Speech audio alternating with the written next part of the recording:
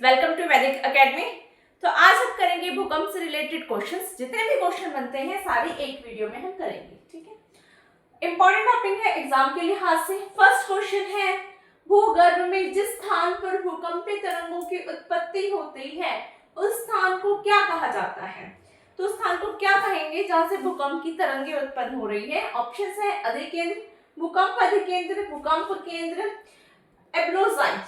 तो इसका जो राइट आंसर रहेगा वो रहेगा आपका भूकंप का केंद्र, ठीक है। नेक्स्ट है आपका भूकंप भ्रूण यानी फोकस। वह स्थान होता है जहां पे फोकस किसको कहेंगे? धरातल पर भूकंपीय लहरों का सर्वप्रथम ज्ञान होता है, जहां से भूकंप की उत्पत्ति होती है, जहां से भूकंप की उत्पत्ति के पश्चात उसकी लहरें लौटती हैं, या फिर उपयुक्त में से कोई नहीं। तो फोकस किसको कहेंगे?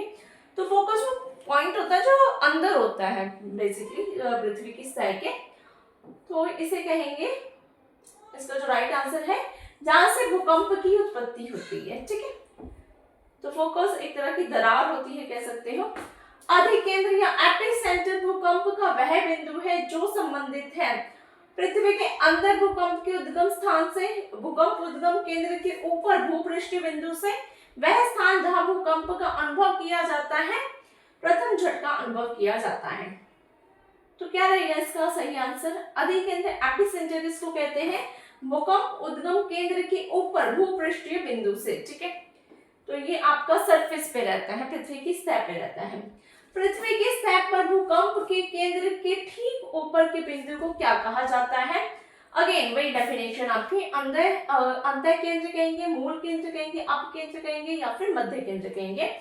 तो घुमा घुमा के क्वेश्चन किया जा रहा है, तो हर स्टेटमेंट मैंने आपके सामने लाके रख दी है। अप केंद्र कहेंगे इसको, ठीक है। नेक्स्ट है आपका भूकंप में धरातली तरंगे होती हैं। तो धरातली तरंगे कौन सी हैं? गौण एल तरंगे, प्राथमिक तरंगे, प्राथमिक एवं गौण तरंगे। तो क्या रहेगा इसका राइट आंसर? तो इसका जो राइट आंसर रहेगा जो आपका वो रहेगा एल तरंगे, लव तरंगे जिनको कहते हैं, सरफेस तरंगे भी कहते हैं, ठीक है। नेक्स्ट है, निम्नलिखित में से कौन सी भूकंपीय तरंग सर्वाधिक क्षति पहुंचाती है? सबसे ज्यादा बर्बादी कौन सी करेगी? प्राथमिक करेगी, द्वितीय, दीर्घ पृष्ठीय या क्षैतिज? अब यहाँ पे ये बिल्कुल हिंदी में पूछ लिया गया है, ठीक है, तो कंफ्यूजन हो सकती है। तो इसका जो राइट आंसर रहेगा वो रहेगा दीर्घ पृष्ठीय जो तरंगे हैं वो सबसे ज्यादा बर्बादी करती हैं, ठीक है। नेक्स्ट क्वेश्चन है, अंतःसागरीय भूकंपों द्वारा उत्पन्न समुद्री लहरों को क्या कहा जाता है? यानी समुद्र के अंदर जो उत्पन्न तरंगे हैं उनको क्या कहेंगे? सर्फ, सुनामी, स्केल, केम। तो इसका जो राइट आंसर है वो रहेगा आपका सुनामी। तो भूकंप जो समुद्र के अंदर आता है उसको कहेंगे सुनामी, ठीक है।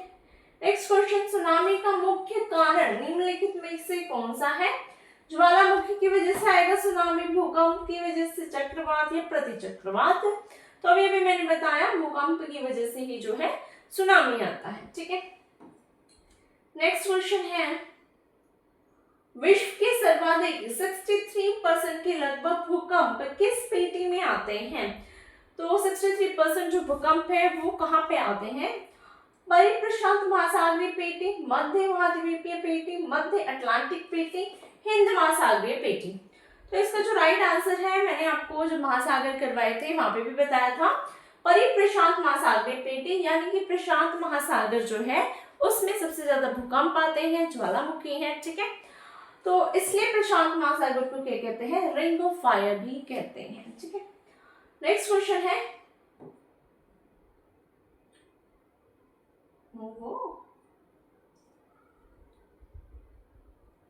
भूकंपों से महासागरों में उत्पन्न भयंकर लहरों को किस नाम से जाना जाता है?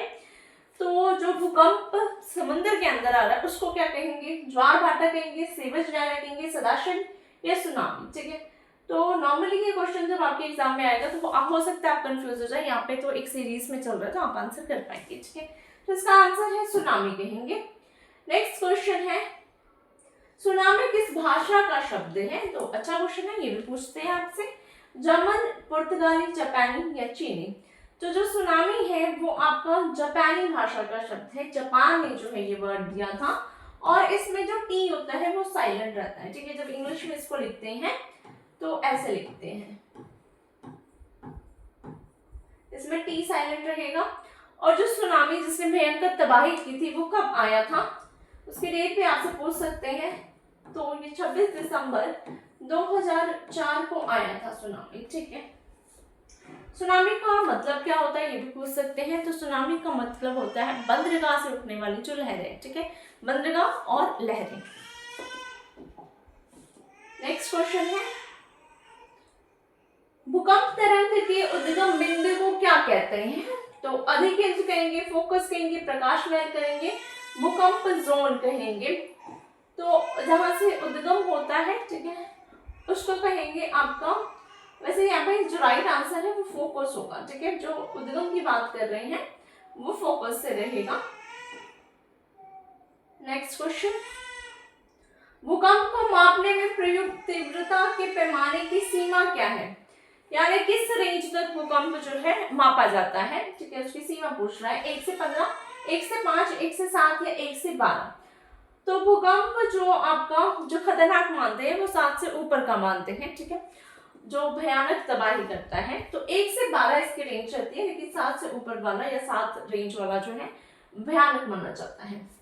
भूकंपों की प्राथमिक तरंगों के संबंध में कौन सा कथन सही नहीं है पूछा है। ये नहीं वाले स्टेटमेंट अपने एग्जाम में ध्यान देने हैं, ठीक है। तो क्वेश्चन है, ये ध्वनि तरंगों जैसी होती है, यानी कि भूकंप की तरंगे ध्वनि तरंगे जैसी हैं। ये केवल ठोस पदार्थों में से होकर गमन कर सकती है, ये गैसीय, तरल और ठोस पदार्थों में से गमन करती है, ये तेजी से गति करती है और सबसे पहले पहुंचती है। तो प्राथमिक तरंगों के बारे में कौन सा स्टेटमेंट इसमें आपको गलत लग रहा है। तो जो मोस्टली केवल वाले स्टेटमेंट होते हैं ना, जहाँ पे केवल सिर्फ, ठीक है, वो ही मोस्टली गलत होते हैं। यहाँ पे भी यही गलत है, ये केवल ठोस पदार्थों में से होकर गमन कर सकती है, ऐसा नहीं है, ये गलत है, ठीक है।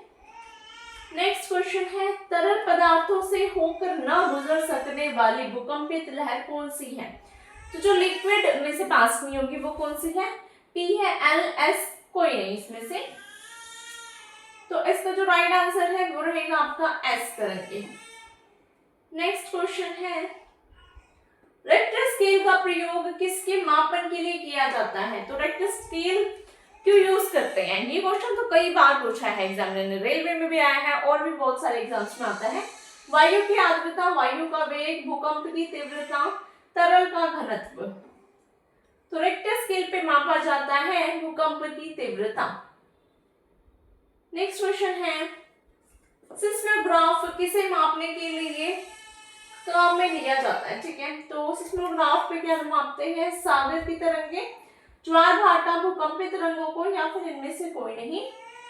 तो सिस्मोग्राफ पे मापते हैं भूकंपित तरंगों को, ठीक है। नेक्स्ट है, समान भूकंपीय तीव्रता वाले स्थानों को मिलाने वाली जो रेखा, जो लाइन है, उसको क्या कहेंगे, समभूकंप रेखा, सहभूकंप रेखा, समताप रेखा या समदाब रेखा। तो ये तो इजी है आपका, ठीक है, इसका आंसर रहेगा समभूकंप रेखा। नेक्स्ट क्वेश्चन है, भूकंप का कारण है, भूकंप क्यों आता है, भूपरिसरण, टेक्टोनिज्म, भूघूर्णन यानी भूमि घूम रही है, या फिर अनाच्छादन। तो टेक्टोनिज्म यानी कि जो टेक्टोनिक प्लेट्स हैं उनके मूवमेंट की वजह से भूकंप आता है। तो आई होप आपको ये क्वेश्चन अच्छे लगे होंगे। वीडियो को लाइक करें, चैनल को सब्सक्राइब करें और इस वीडियो को अपने दोस्तों के साथ शेयर करें।